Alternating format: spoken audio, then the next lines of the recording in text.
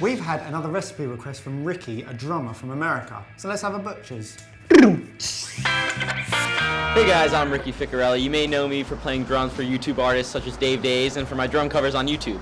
And I come from an Italian background, and I'm so used to just having like generic pasta with like marinara, red sauce, and I want something new and exciting, so I was wondering if you guys could cook something up for me. So for Ricky, we're going to make our very own homemade ravioli. We've got the machine out of the cupboard, we're going to roll our own homemade pasta. We'll also show you how to do it if you haven't got one of these. And a nice vegetarian filling of butternut squash. So it's a nice colourful feeling, kind of autumnal. If you can take that. What do I do with it? Essentially, the seeds are all in this bit at the bottom, so that's all nice big flesh. Okay. So if we cut in as close to those seeds as possible, and just take the top off so we want a flat surface to work with. Okay. And then all you need to do, Baz, is just cut down all of those. Okay. Take across to that board. Yep. And then with this bit, there's still plenty of good flesh here. Do exactly the same thing, cut around. Quite tough. So once you've cut around all of that, these seeds are the bits we don't want. And that last bit off the top, so there's absolutely no wastage. So you're going to dice it up as small as possible, but all relatively even in size. Mike, can you strip these down? We don't want the stalk, we just want the bits off of it. So into there, and the same with the thyme. And meanwhile, I've got some onion here, which I'm going to peel and dice. Quite small for this, because it's for our filling. So why red onion in particular? Slightly sweeter, but white onion is absolutely fine if that's what you've got in the cupboard, or shallots. Sorry, time flies. Oh, Ben, you're making me cry. Are they real tears? My eye. I should have watched the bleeding video, shouldn't I?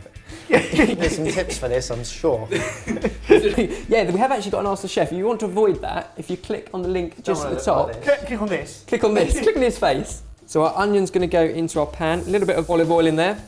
And we're just going to sweat those off. Cool, I'm done here, Ben. Mike's perfectly picked herbs. We're going to pop on the board there. Perfectly picked. A little splash of oil, pepper, and a sprinkle of salt. And then they can go into the oven to roast. Mike, if you can take these herbs and the garlic and just hack the whole lot up.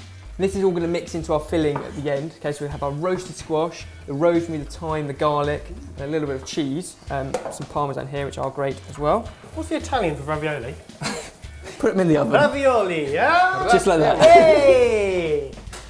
Woo, it's hot. They can go in with our onions, Mike. You give me a stupid little job, but I commit to it. You do commit to it. It's looking good. Beautifully done. Into our onions. Stick it in there. And you see that's going to be added to our butternut squash when it comes out the oven. Meanwhile, we can make our pasta. Okay, Or pasta. So we've got pasta flour. Now, pasta flour is slightly higher in gluten content than regular flour, but it just helps the stretchiness, elasticity of the pasta. 3 eggs. Okay. And pasta flour, just whisk that up. Well, kind of mix it into a dough. Glug of oil. So can you over knead it? Can you be too needy?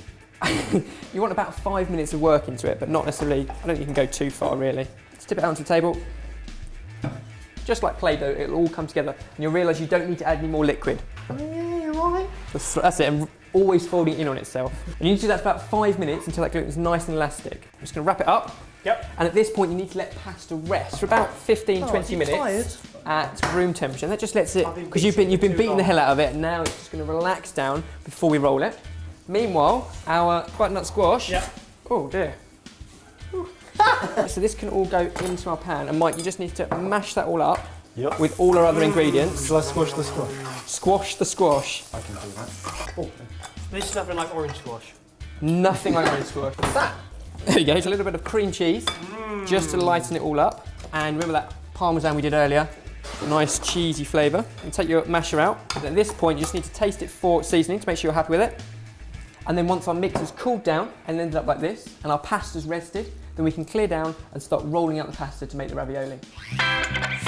So, pasta, nicely rested, and at this point we're going to roll it. Now, if you haven't got a handy machine, you can do it by hand. That's what I'm going to do. But you guys, you're going to do the pasta rolling. So take a small bit, flatten it out, and you put it on the first setting. So that's setting number 1, so it's nice and thick. Dust a little bit of flour into our roller, and then just ease it in. Might turn it on.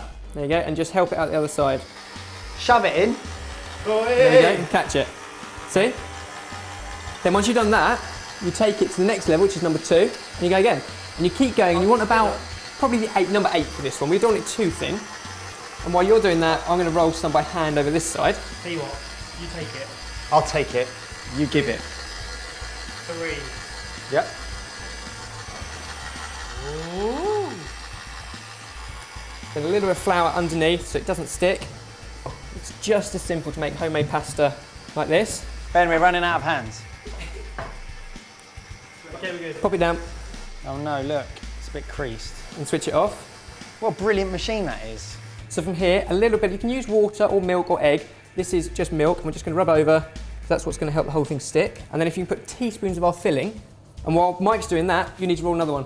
Oh, of course, it's 2 layers. 2 layers, okay?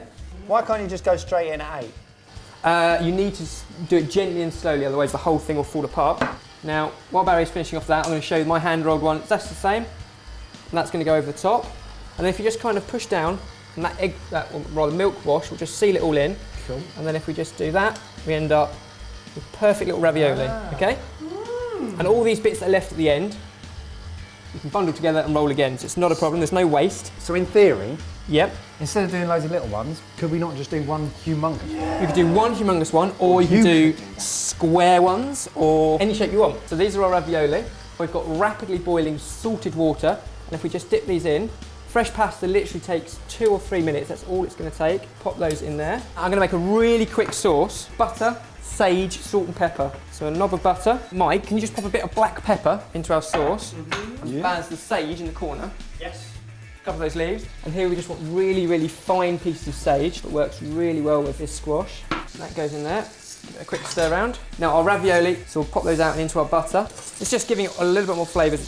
And then onto our plate, we just serve up our ravioli. And you've got some cress in the corner there. I A have. little bit of colour. Just the top bits. That's it, and just sprinkle those on top. So, if you like the look of that, then give it a go yourself. See if you can make massive ones. Yeah, huge. Massive. And share them with us on Facebook. So there we have a homemade ravioli with butternut squash sorted.